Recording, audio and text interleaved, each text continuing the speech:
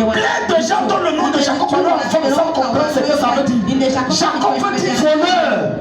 C'est pour ça que ses parents lui ont dit on t'appellera Jacob. Parce que tu es un voleur d'un sang maternel. Et ça commence pendant l'enseignement si les gens commencent à se retrouver. Dans ma famille c'est comme ça. C'est bien ça, ça veut dire que tu es déjà sur le point d'être délivré. Si tu as déjà cette pensée. Voleur! Comment ça veut dire que tu as des jumeaux? L'un est déjà sorti, l'autre a maintenant dans cette famille, je vais te demander que dans cette famille, c'est dans le sang de leur mère, de leurs ancêtres. Tous sont des voleurs. Alors rapidement, le même chapitre. Je vais te montrer que tous sont des voleurs. Tant que tu ne discernes pas ce qui nuit, le caractère prédominant de votre famille, qui prédomine et qui agit dans votre famille, je t'assure que ta vie sera toujours bloquée. Tu dois cerner ça et arrêter ça. C'est maman qui règne dans leur famille. L'argent, c'est ce qui leur tue. Au point où le gars a 500 000 à poche, il mange le tapioca. Il y a un problème. Dieu ne te rend pas riche pour que tu te fasses du mal. Dieu te rend riche pour que tu te fasses du bien et que tu fasses du bien. Quelqu'un dit Amen. J'aime ce silence, ça veut dire que les gens sont... Mais pardon, dis suivez ton voisin, Amen. S'il prend un objet suspect, Alléluia. Non, je te donne ce qui va t'aider à être libéré. Donc maintenant on va aller à Genèse 27. Et je vais te montrer à partir du verset 4 comment c'est une famille de voleurs. Dans leur sang, c'est le vol et l'escroquerie. C'est l'arnaque. Écoute-moi, quand dans une famille il y a ce genre de chaîne, je te parle devant Jésus-Christ parce que j'ai vu ça. Même inconsciemment, quand tu invites ce genre de personnes chez toi, il faut le faire dans le corps. Je te dis devant Dieu, j'ai connu quelqu'un comme ça, on avait fait l'université. Et tu vas suivre ça, tu serais étonné. C'était à l'université. Un jour, un frère est dans sa chambre. Le gars est dans sa chambre. En son temps, il a coulé la clé, il a mis dans la poche.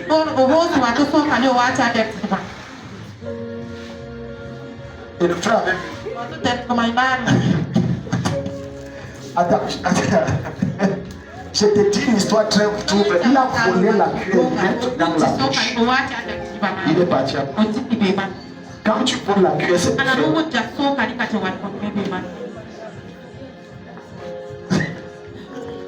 Maintenant, tu vas comprendre qu'il y a des gens que quand ils voient une femme, tout son être est paralysé.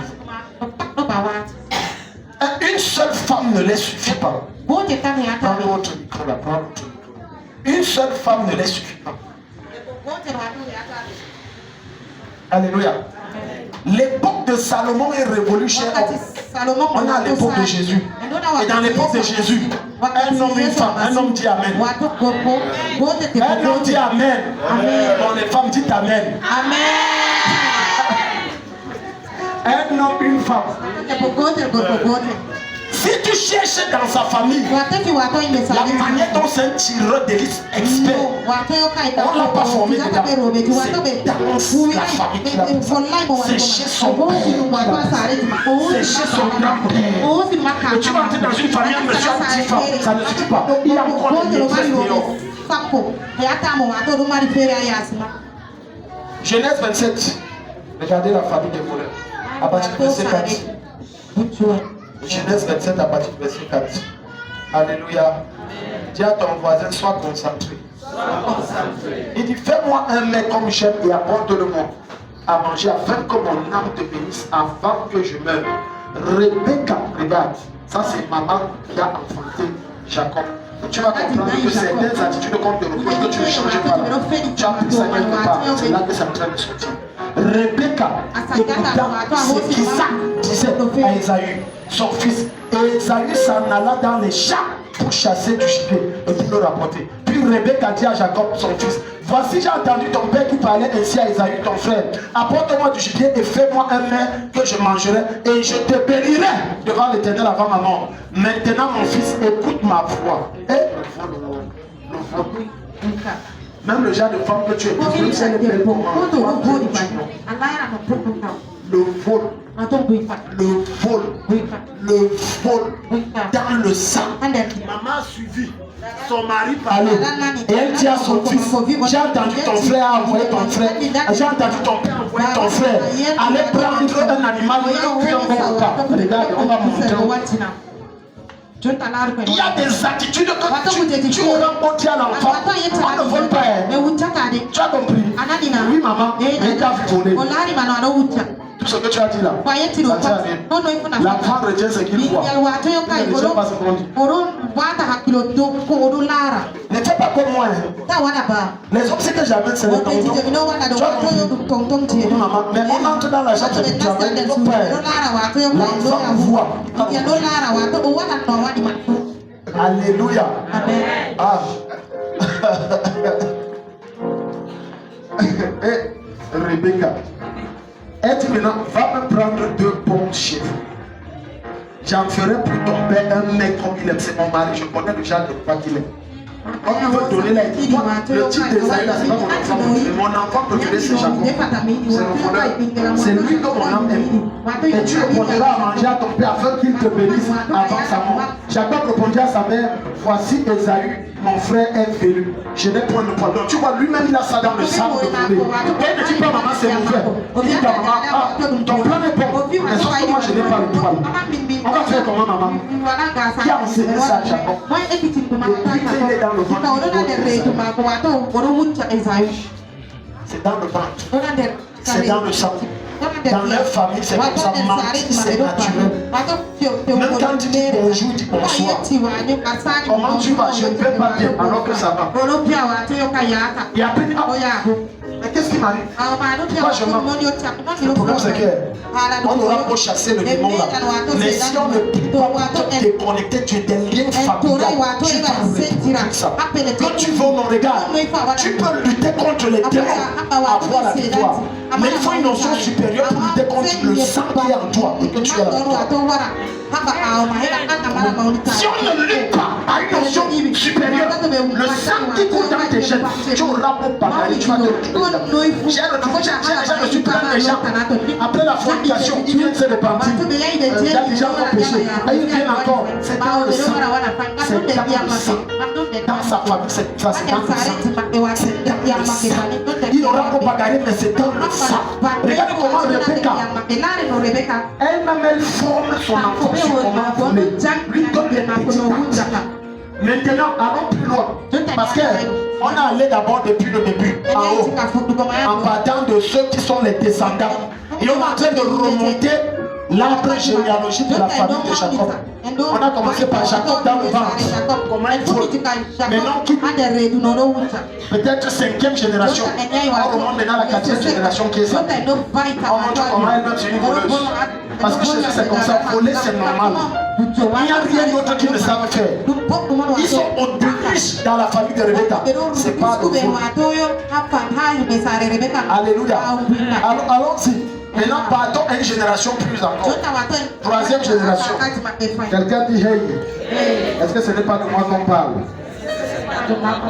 Voilà. Maintenant, Genèse 31, verset 6 à 8. Dans leur famille, c'est comme ça. On doit voler. On doit toujours voler. C'est normal de voler. À partir du verset 8. Regarde. Verset 8, on est même. Prenons d'abord le verset. À partir du verset 6. Vous savez vous-même que j'ai servi votre Père de tout mon pouvoir. Et votre Père s'est joué de moi et a chargé 10 fois mon salaire. Je ne te parle pas d'un étranger, je te parle de son neveu. Laban a volé son propre neveu. C'est son propre sang qu'il faut. Il y a des oncles qui ne donnent pas ton argent pour construire ta maison. Tu es un gars mort. Alléluia. Amen. Si quelqu'un de ta famille à qui tu as confié l'argent te construire une maison, de t'acheter une voiture, il manque, tu vas faire quoi? Dis-moi ce que tu vas faire. Porter plainte. Toute la famille va faire une réunion de famille. Voilà pourquoi quand tu as des choses à faire, lève-toi, fais ça toi-même. Parce que s'il manque, tu ne peux rien faire. C'est la raison pour laquelle même quand un parent a des enfants déjà grands, c'est une erreur pour toi de ne pas maîtriser tous tes enfants. Tu dois tous les maîtriser. Et savoir à qui je peux confier ça, à qui je ne peux pas confier ça.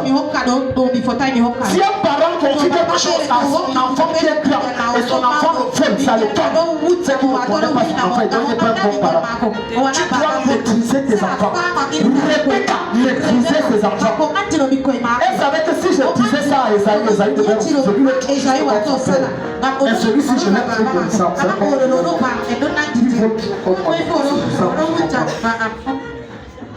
Voilà pourquoi tu vas voir à la maison. Les parents ont leur préféré, même si c'est dans tu sais pourquoi il est son préféré. Quand je le vois, il me ressemble. Je ne te parle pas du visage. Je ne te parle pas du tête. Je parle du caractère. Et il est comme sa fils. Et on va dire non, c'est la avec les discriminations. C'est une bandit comme. Quand tu veux quelqu'un faire les choses, c'est toujours caché. Personne ne doit voir. Ça, c'est ma fille. Et là, il m'a dit que non, les sont les fainéants. Mon vrai enfant, c'est toi. Parce que je reconnais les gens d'attitude que tu fais là. Il a 100 ans. C'est comme ça, moi. Maintenant, ces choses sont très destructeurs pour la famille. Toute personne qui se trouve ici ce soir est un homme destiné. Mais si tu ne traites pas ces choses, ça va te combattre. Ça va te faire la guerre. Voilà pourquoi la première chose qu'un enfant de Dieu qui vient de sa vie à Jésus doit faire, ce n'est pas d'abord Dieu bénis-moi. Dieu a déjà fait la bénédiction. Mais tu n'as pas accès à ces choses. Les malédictions familiales. Voilà et donc voilà. Son beau-père qui est son nom. Si on remonte plus haut, chapitre 30. Quand il est, ce jeune homme, il a dit, bon, tu vas travailler 7 ans pour Rachel. C'est Rachel, non? Oui, c'est Rachel. Bon, d'accord.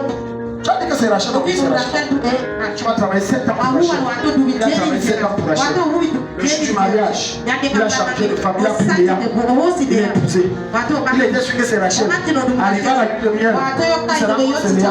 Il dit que moi, je ne peux pas toucher avec toi. Ce n'est pas celle-là que j'ai travaillé 7 ans. Non, j'ai travaillé 7 ans pour Rachel.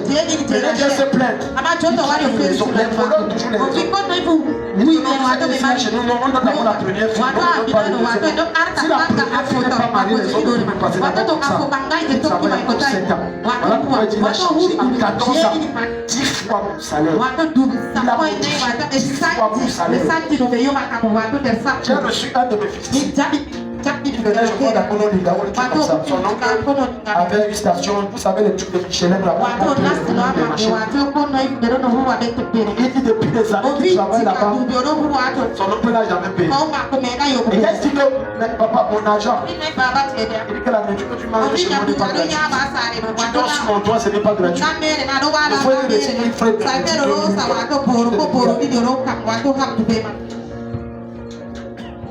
Alléluia. Alléluia. Qu'est-ce qui règne dans ta famille et quand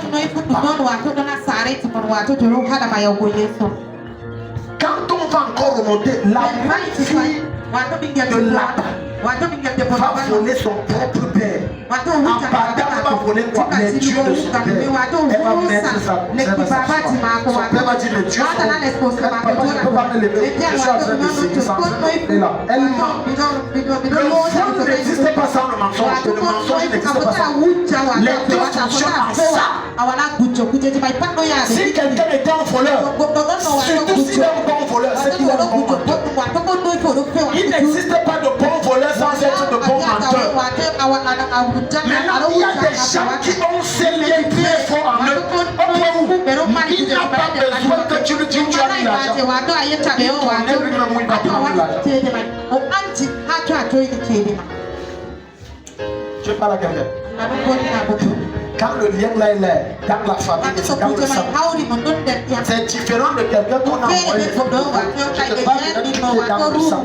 Quand c'est dans le sang, même l'argent dans le toit va aller entrer dans le toit. Tu n'as dit à personne qui va entrer dans le toit. Si tu lui demandes comment tu as su, je ne sais pas. C'est un instinct. C'est comme ça, c'est comme ça.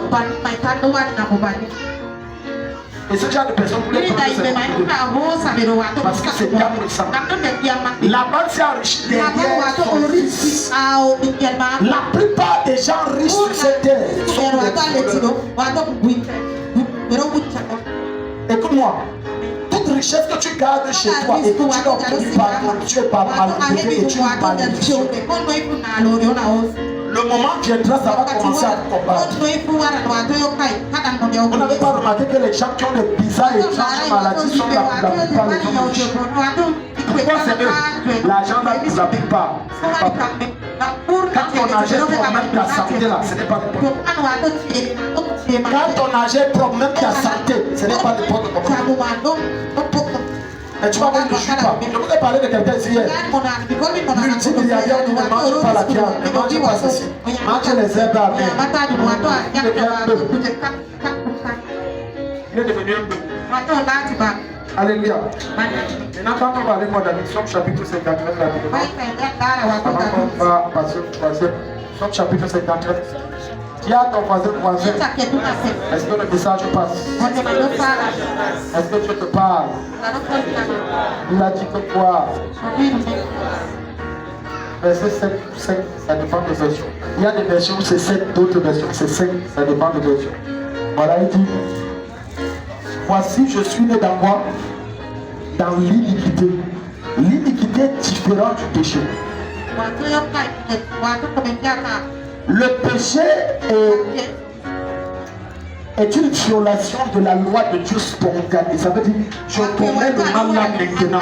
Mais l'iniquité, c'est une violation de la loi de Dieu habituelle. Ça devient normal et naturel de commettre le péché. Il dit: voici, je suis né dans l'iniquité et ma mère m'a conçu dans le péché. Parce que sa mère était une prostituée et son père lui-même c'était un bordel.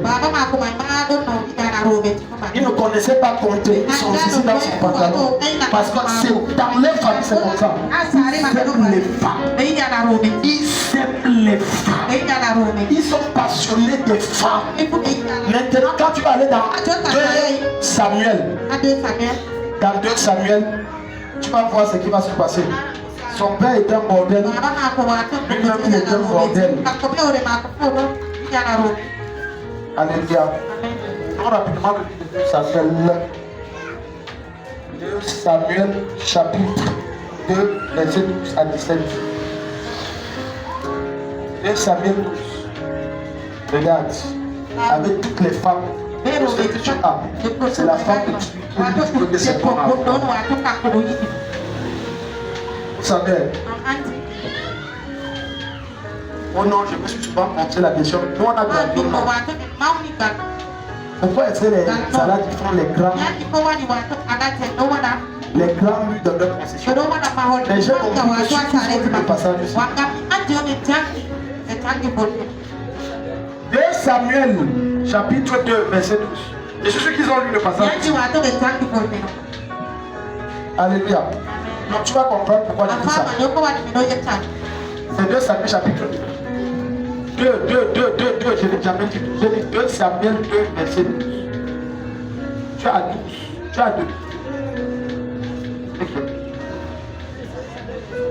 Non, c'est pas 12, ça peut faire 12. Ça peut faire 12.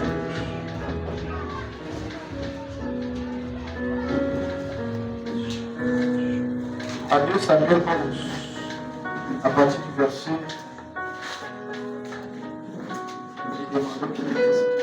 Ok, verset 2. 2 Samuel 11, verset 2. Un soir, David se leva de sa couche. Et comme il promenait sur le toit de la maison royale, il aperçut là une femme qui se baignait et qui était très belle. Les Arabes ont lu ça. Je suis sûr qu'ils ont lu ça. Voilà pourquoi quand ils construisent les gars ont mis les lits de 10 mètres, 20 mètres. Comme ça, personne regarde. On m'a fait comprendre à une époque ici, le type qui est mort que je vous parlais hier là, a refusé les immeubles. Tu sais pourquoi? Parce que tes immeubles, tu peux voir beaucoup de choses. Il a refusé les immeubles. C'est le là qu'on construit les immeubles. Ça, c'est comme on dit. Donc les Arabes ont lu ça. Et quand ils ont lu ça, Donc le gars, il était sur le toit. Il a vu la femme de Dieu. Non, ne fais pas les David fit demander qui était cette femme. Regarde, quand tu as des liens comme ça, tu ne traites pas sa part. David fit demander qui était cette femme. Et on lui dit, c'est Bathsheba, la femme de Uri le Hussien. Et David envoya des gens pour la chercher. On te dit c'est la femme de Dieu. Tu as envoyé pour chercher. Vous savez pourquoi il a envoyé chercher? Quand tu ne traites pas les malédictions familiales, ça te contrôle. Ça te domine et ça te contrôle. Voilà pourquoi il y a des personnes dans les familles. On fait tout ce qu'on peut faire.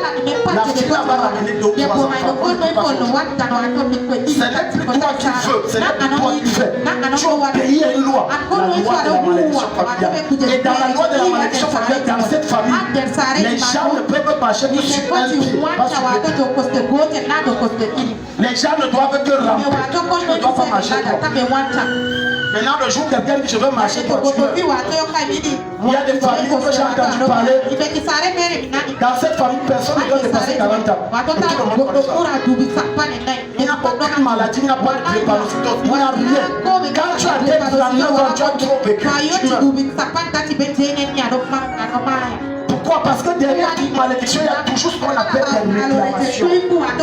Tu vois dans le sang de ce juste, il craint Dieu, il est de Dieu, il aime Dieu, il est passionné de Dieu, mais il ne comprend pas les choses. Pourquoi est-ce que quand je vois les femmes, je ne contrôle pas? C'est dans le sang. C'est une malédiction dans la famille. Je prie pour toi qui es en train de m'écouter.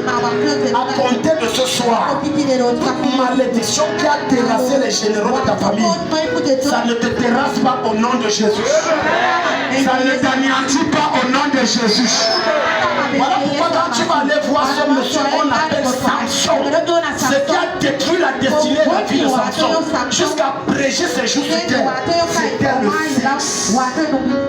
Malédiction familiale. C'était le sexe. Jusqu'au point, à cause du sexe qu'il a violé, que tu as dit, ne donne jamais ton secret à quiconque que ta puissance vient de Dieu. Mais il a suffi qu'une femme le touche un peu déjà. Et il a parlé. On a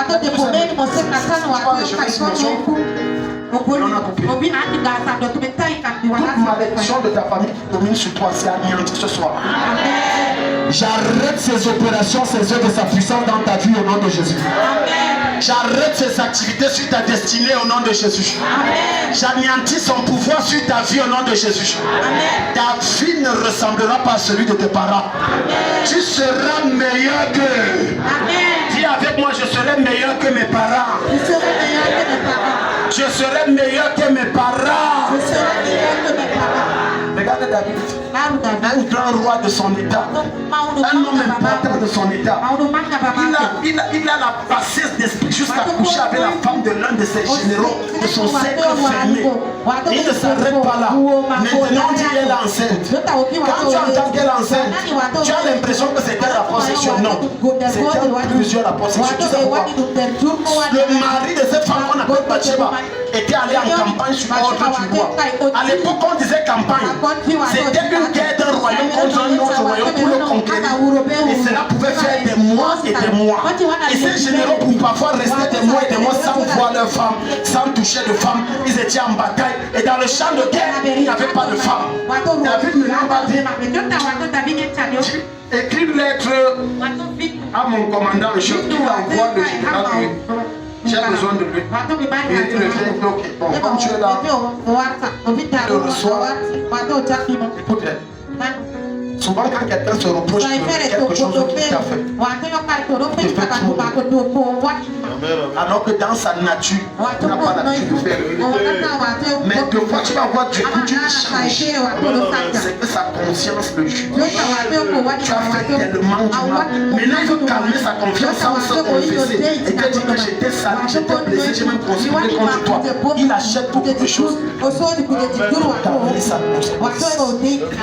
Avant la fin de cette année, il y a des gens qui viendront se confesser. Il y a des gens qui viendront dire que j'ai fait ci, j'ai fait ça contre toi. J'ai peut-être une vérité. Certains viendront jusqu'à dire qui es-tu? J'ai tout essayé, ça n'a pas marché. Dis-lui simplement, je suis fils de Dieu. Donne un bon amen qui correspond au ciel. David va appeler Uri. Préparer un grand festin. Servir un grand repas royal. Il va dire mange. Et la Bible va dire qu'il va venir le soumer. Mais sauf que ne crois pas que le lien de ta famille qui domine sur toi, moi je ne suis pas de ta famille, ça ne peut pas dominer sur toi. Il ne serait croyant que dans la famille du il y a un démon qui faut. C'est toi et quelqu'un d'autre. Vous savez ce qu'il lui a fait? Après avoir bien mangé, que le roi laisse suer. Uri allait dormir devant le palais royal.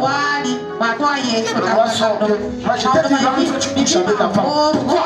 Il voulait cacher tes péchés. Il savait que l'enfant que la femme rapporte, c'est mon enfant. Donc il fallait que Uri aille coucher et que la femme sorte et dise, je suis enceinte de toi. Il lui a dit, on est en guerre. C'est un coup souhait. Mais sauf qu'il y a des gens sur qui l'alcool ne travaille pas. Même fois l'alcool, ça les influence pas. J'ai pris pour toi qui es sous le contrôle de l'alcool. Dans votre famille, l'alcool c'est votre Dieu. Dieu te délivre ce soir. Même si tu ne veux pas, j'ai dit Dieu te délivre ce soir. Les gens s'y blaguent. Je vois les gens ne disent pas, ils me regardent. J'ai dit que tu dis non. Je mets le dégoût de l'alcool dans ta bouche. Tu vas sortir, tu vas sortir. Ça c'est quoi ça? C'est elle est Alléluia. Un jour, monsieur est venu me voir. Il disait que pasteur, j'ai besoin de prier. À l'époque, ça c'était à Yaoundé. Il dit c'est quoi? Il dit pasteur, par jour, je peux prier. Si je prends le mot, ça remonte à longtemps. Si je prends le mot, si je prends le mot, par jour. Il dit je peux finir par jour 10 paquets de cigarettes. Il dit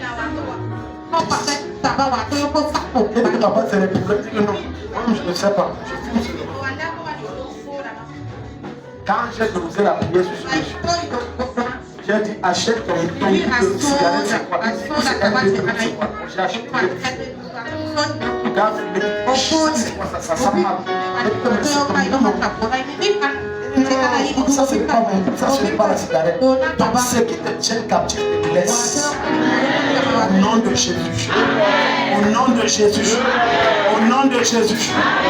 Ton père ne peut pas avoir souffert. Donc si tu arrives, tu souffres les mêmes souffrances. Et tu vas entrer dans des familles où c'est les mêmes maladies. L'autre a le diabète, l'une des choses que tu dois révéler de connaître, c'est ce qui arrive ou est arrivé aux membres de ta famille. On ne peut pas dire qu'ils ont l'hypertension. Tu dis aussi que dans ma famille c'est l'hypertension. Donc j'attends aussi que mon temps arrive et je bloque aussi mon hypertension aussi. Un jour j'ai rencontré une soeur et j'ai failli venir contre elle. Elle me dit ça fait des années que je souffre des maux de tête. J'ai dit je peux prier pour toi. Elle me dit non pasteur, ce sont mes maux de tête. Et mon pasteur avait déjà prié, ce n'est pas parti. Donc j'ai compris que c'est mes maux de tête. N'accepte jamais qu'une maladie soit ta maladie. Parce que la Bible déclare que par cette maladie nous sommes guéris. Je déclare la guérison dans tes os, dans ta chair, dans ton sang. Maladie qui est en toi et c'est hérédité dans ta famille, ça sort. Ça quitte ton corps. Ça quitte ton corps. Laisse-moi te dire une vérité. Dans ta famille, les gens seront étonnés d'une chose. Tout le monde a cette maladie, sauf toi. Ah bah dis-toi, tu as fait ça comme tout le monde a ça sauf toi. Moi je ne suis pas normal. Parce que tous ceux qui viennent à Jésus ne sont plus normaux. Quelqu'un dit amen. Non, nous ne sommes plus normaux. Nous ne sommes plus normaux.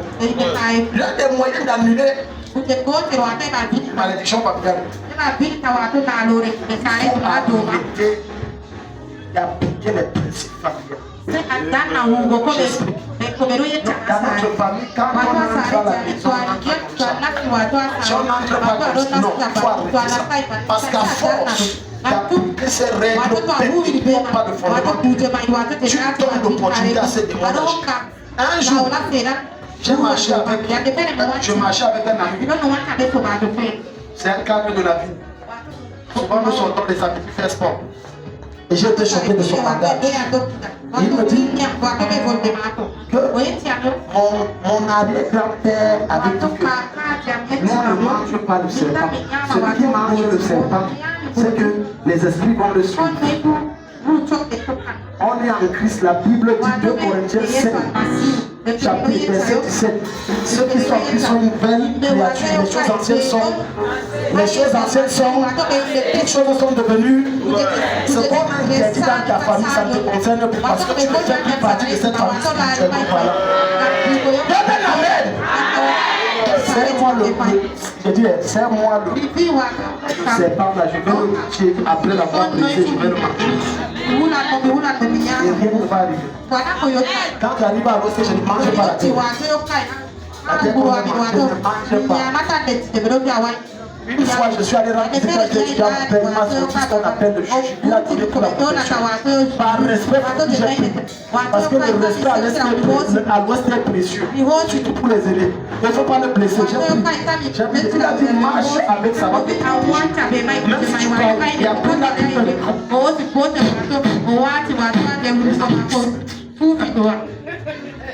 Elle faisait au nom de Jésus, je lave ça sur moi. Ça, je parlais ça dans mon cœur. Quand j'ai tourné la tête, j'ai pris ça, je n'ai besoin d'aucune amulette. Je n'ai besoin d'aucune croix. Je n'ai besoin d'aucun collier. Je n'ai que besoin de Jésus dans mon cœur. Et c'est suffisant pour ma protection. Donne amen. Parce que chacun certains d'entre vous, tu marches avec tout, on a donné à ton arrière-grand-mère, on a gardé. On dit que marche toujours avec elle, ça va te protéger. Les esprits de la famille seront avec toi. C'est pour ça que les choses n'avancent pas. Parce que les esprits de la famille sont toujours avec toi. Laisse-moi te donner cette révélation. Il y a certains objets familiaux qui sont détruits. Bien ce que je vais te dire. Sur tous les objets qui se transfèrent ou qui se transmettent de génération en génération. Ce sont des souhaits. Fais attention. Un homme de Dieu qui rassemblait la foule dans son église, c'était peut-être 20 fois que ce ministère. Mais les offrandes ne dépassaient jamais 1000 francs. Comment vous pouvez être près de 500 fois mais les offrandes ne donnent pas 1000 francs? Il y avait toutes sortes de miracles et de prodiges. On amenait n'importe quel cas. Quand il priait, ça marchait. Il y avait des témoignages. Mais personne ne le bénissait. Personne n'a jamais venu dire que pasteur. Voilà ma séance. Jamais. Il était dépassé jusqu'à décourager que donc moi je suis né pour faire avancer les gens. Et ma vie ne ressemble à rien. Il est allé dans un programme de le niveau il est allé dans un autre. Non, c'est la pluie, c'est pas le table. Il est allé dans un autre programme comme celui-ci. Il y a un nombre de péchés. Il est resté simplement. Il a refusé de se présenter comme pasteur. Ils ont dit à lui, le Seigneur, j'ai les sérieux problèmes. Le ministère avancé bien. Mais financièrement, je ne ressemble à rien. Regarde mes amis. Regarde le chapitre. On m'acclame dehors, mais je ne ressemble à rien. Il a dit, dites-moi, utilise ton nom. Aujourd'hui, comme je viens à l'assemblée, je ne viens pas comme quelqu'un qui est pasteur. Je viens comme un simplement. Délivre-moi. Pendant qu'il faisait cette prière dans son cœur, l'homme de Dieu, pendant qu'il en est pour, il a dit, lui, vous ne suis très fort. Dieu me parle de venir. Tu vois l'importance de venir avec un cœur disposé pour recevoir. Quiconque vient parce qu'il me connaît, tu vas repartir comme tu le connais. Je te dis la vérité. Une des erreurs, et c'est le secret que je te donne. Quand tu fais un programme où tu connais quelqu'un, fais comme tu ne le connais pas. Vous vous connaissez hors de son office. Mais quand il est à l'église, Laisse-le si tu veux que l'onction de Dieu opère efficacement. Fais comme tu ne le connais. C'est une différence de venir rendre visite à quelqu'un, c'est une différence de venir chercher Dieu à l'église. Je suis venu chercher Dieu, je ne suis pas venu rencontrer l'homme que je connais. À ce niveau, je t'assure, Dieu va te visiter. Il a appelé. Il a dit, mais bonjour, bonsoir de Dieu dit bonsoir. On se connaît, non? Mais Dieu a un grand prophète. Dieu t'utilise. Mais le Seigneur m'a dit que ce soir il va te délivrer. Il dit Amen, homme de Dieu. Le Seigneur m'a parlé, il a décrit sa vie. Tu as un grand ministère, mais tu es extrêmement pauvre. Même dans ton ministère, tu pries pour les gens, les affaires marchent, tu es très riche, mais tu pries. C'est exactement de Dieu. Et dans la salle, les gens le connaissaient parce qu'il avait une grande renommée dans la vie. Mais les gens ne connaissaient pas ce qu'il vivait. Alors l'homme de Dieu lui a dit, je vais prier pour toi, mais ce n'est pas la prière que je vais faire qui va te délivrer. Mais la prière va aider à ta délivrance.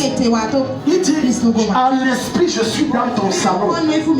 Et dans ton salon, tu as installé là-bas une canne. Cette canne t'a été léguée par ton père. Et ton père t'a dit que c'est une canne qui a été léguée par son père et le père de son père avant lui. Or, dans ta famille, tu sors d'une famille de notables, comme ça. Il dit c'est exact. Il dit c'est la canne là qui avale toutes tes richesses. Voilà ce que tu vas faire. Prends ça. Tu deviendras riche. L'homme de Dieu, il n'a pas attendu. Quand tu n'as pas souffert, écoute, quand tu as cherché quelque chose pendant longtemps, même si c'est à 1h du matin qu'on te réveille, que c'est ta délivrance, même s'il neige et tu es nu, tu vas sortir pour ta délivrance. Il est allé prendre cette canne. La dada, on a fini de prophétiser, on n'a pas laissé le programme finir. C'est ma délivrance. Il a pris la canne, pris l'essence, parlé en langue, déclaré, il a vu, ça a prié. Les esprits qui contrôlaient ses finances ont quitté sa vie. Dès le lendemain, les oranges money ont commencé à pleuvoir, les arbres ont commencé à pleuvoir, les choses ont commencé à venir. Quelle que soit la chose de ta famille, l'objet qui est dans ta famille, et que tu ne connais pas qui est dans ta maison, je commande que ça prend feu. Je commande que ça prend feu. Je commande que ça prend feu. Ce qui empêchait que tu prends l'envol, ça se détruit maintenant. Je détruis ça par le feu. Au nom de Jésus. Assieds-toi. Il y a plein de gens comme ça. Les choses les combattent. Ils transportent des malédictions familiales. Des hôtels ambulants. Ils disaient que non, c'est un souvenir. Ma mère m'a dit de ne jamais me séparer de ça, c'est un souvenir. Et le jour où je dois mourir, je sens que je dois partir, je donne aussi à une autre. En fait, cet esprit a besoin d'opérer dans les générations. Et c'est la raison pour laquelle il a besoin de quelqu'un transmutateur. C'est-à-dire un transmetteur, de quelqu'un qui prend et qui donne de génération en génération. Voilà pourquoi même les noms sont des moyens, sont des traits d'union. Même les noms sont des moyens par lesquels les esprits peuvent transmuter. On ne donne pas le nom parce que c'était ma grand-mère. Non. Ma fille est née. Et je voulais donner le nom de mon arrière-grand-mère. Et j'ai dit, le nom d'abord ça veut dire quoi? On m'a dit qu'on va corriger. J'ai dit où? Non, ma fille ne doit pas avoir le nom. Parce que le nom que tu prends te donne. L'esprit qui est influencé contrôler la vie de ce monsieur ou de cette femme. Ce nom lui permet, est une porte qui lui permet d'avoir accès pour contrôler le travail. Je pense que ceux qui étaient là ils ont vu la délivrance. Je suis le démon du Satan. Et tu là, tu parles, non, tu sais, c'est mon grand-père, je l'aimais trop, j'ai grandi, c'est lui. Et tu sais, vraiment, c'est vrai que son nom n'est pas bien, mais lui-même il était une bonne personne. Non, son nom n'est pas bien, son nom n'est pas bien. Non. Non. Son nom n'est pas bien, on ne prend pas, on donne. On ne ramasse pas, on donne.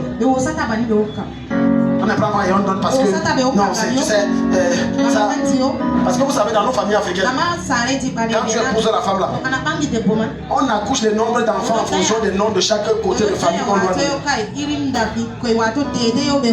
Dites que ce que je dis est faux. Oh non, que non, si je ne donne pas, l'oncle va s'élever et dire je ne vois pas mon nom, je ne vois pas mon nom ici. Mon nom est où? Même le sorcier s'élève et dit mon nom est où? Et pour lui faire plaisir, tu tues notre enfant et tu mets et il dit ah, tu as un héritier.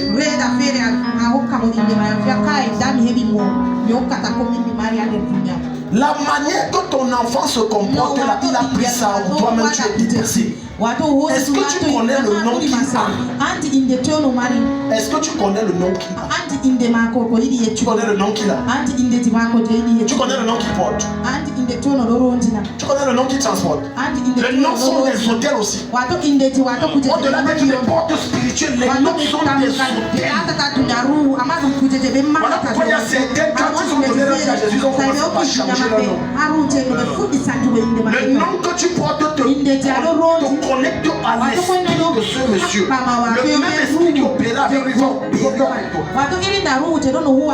Tu vas voir l'enfant commencer à avoir des visions qui s'égalise. Tu dis non, c'est Dieu. C'est que tu ne connais pas que c'est l'esprit de grand-père là qui était sorcier. C'est ça qui continue. Il dit les choses exactes. Oh, je dis Dieu veut te délivrer de ton nom. Le fond chasse les démons alors qu'il faut d'abord chasser les démons qui est dans mon nom. Ton nom veut dire quoi? Mon épouse m'a dit, quand elle était en formation à l'Église, elle avait une camarade. Oui, non, son nom, oui, voilà. Son nom c'est Wenchu.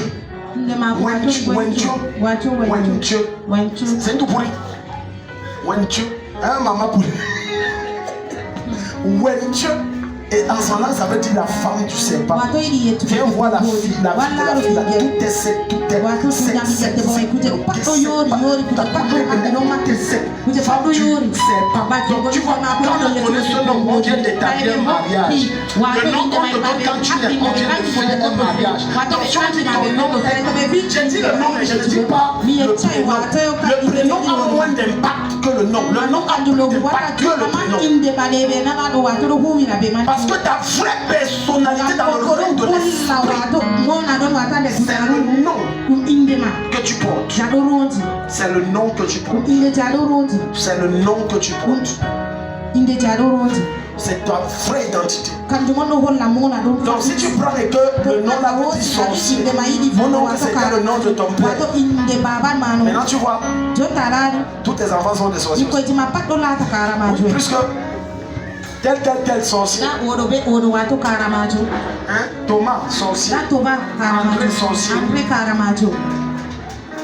Plus que le nom veut dire sorcier. Quand tu crois que c'est seulement un nom. C'est comme ça que les gens transportent des malédictions. C'est comme ça qu'ils transportent des malédictions. Puis encore si ton père, ta mère était dans la sorcellerie, ou alors c'était dans des loges occultes, automatiquement ces esprits vont réclamer. Ils vont t'obliger à les servir. Alléluia. Oui. Ils vont t'obliger à les servir. Ils vont t'obliger à venir les célébrer. Je vais finir avec ce témoignage encore. Je ne sais pas, peut-être je l'ai dit ça le premier jour, mais je vais le dire parce que c'est un témoignage tellement fort. Je pense que je venais d'avoir mon bac. Et puis je fais un songe. Dans mon songe, je me suis retrouvé à l'ouest, dans la concession familiale. Et tu vois, j'étais nouveau dans les choses de Dieu, j'étais nouveau, je ne maîtrisais pas, je n'avais pas un encadreur spirituel, je ne comprenais pas les choses. Et puis, j'ai quitté la concession familiale, je suis allé dans un endroit qu'on appelle Chechenet, c'est un lieu où on puise de l'eau, tout le monde se ravitaille là-bas, l'eau, tout. Voilà pour le secteur, c'est l'eau naturelle, à l'époque c'était l'eau naturelle, c'est pas comme maintenant c'est corrompu. Et voilà, dans le rêve quand j'arrive là-bas, à chercher cette source d'eau. Je vois plutôt un hôtel et l'eau là-bas. Donc physiquement les gens passent. Voilà comment j'ai compris. Physiquement les gens marchent. On me suit un hôtel. Et j'ai vu un gros crâne qui était là. Et c'est le crâne qui contrôlait ça. Et qui contrôlait même la famille Takam et tout ça. La famille Bakou, je veux dire. La grande famille. Et qui contrôlait tout le secteur. Et j'ai pris la machette. Je ne connaissais pas trop les choses de Dieu. J'étais trop nouveau dans ça. J'ai cassé ça dans le rêve. Saccagé ça. J'ai dit les choses aussi ne n'honorent pas Dieu. Ça ne glorifie pas Dieu. Dieu n'aime pas les choses. Et quand je me suis mis à détruire ça, de cette source, l'eau s'est changée en sang. Donc tu vois, ça avait pris la vie, la destinée, la gloire des gens. Et ça fournissait le sang. Le sang frais. Et puis les gens se sont soulevés. On dit on va te tuer, tu as détruit notre Dieu. Et je suis sorti du rêve. Voilà comment beaucoup d'entre vous dans vos familles, il y a des forteresses et des divinités qui règnent. Des divinités qui contrôlent la famille. Tu ne comprends pas comment chaque fois qu'il y a une opportunité qui vient, il y a un problème qui vient éteindre ça. On te dit que non, le machin c'est pour toi, il n'y a pas de problème, tu as le signer. Et après on te le filme, agis moins. Bon monsieur, vous savez, bon ce n'est pas nous, toi tu ne comprends pas. Tu as le meilleur profil, mais on ne te sélectionne pas. Cette nuit, quelque chose va se passer quand tu vas. Écoute bien ce que je vais te dire. Dans tes deux mains ici, parce que ça va se passer. De la même manière que le Saint-Esprit m'a pris alors que j'étais ignorant des choses spirituelles et que je ne maîtrisais pas les choses de Dieu.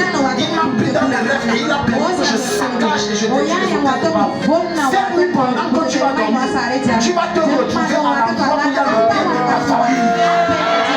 Et il y a un ange qui va te donner un épée enflammée. Et tu vas détruire cet hôtel. Tu vas renverser ces forteresses. Tu vas saccager ces divinités. Et quand tu vas te réveiller, toute ta vie va changer. Toute ta vie va changer. Celui qui connaît que celui se lève, il dit Amen comme le tonnerre.